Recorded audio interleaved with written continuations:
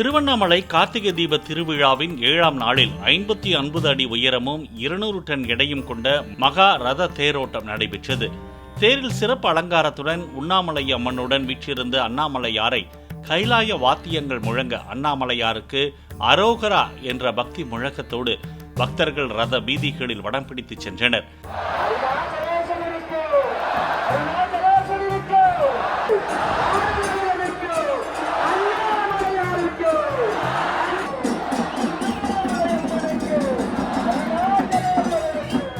அப்போது சிவனடியார்கள் சிவன் மற்றும் பார்வதி வேடமணிந்து தாண்டவம் ஆடியபடி ஊர்வலமாக சென்றனர்.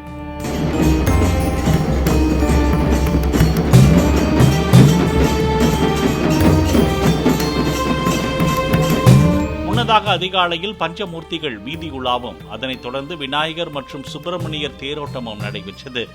மகாரதம் நிலையை அடைந்தது. பெண்கள் மட்டுமே வடம் பிடிக்கும் பராசக்தி அம்மன் தேரோட்டமும், அதனைத் தொடர்ந்து சிறுவர்கள் மட்டும் வடம் பிடிக்கும் சண்டிகேஸ்வரரும் தேரும் மாட வீதியில் வடம் சென்றன.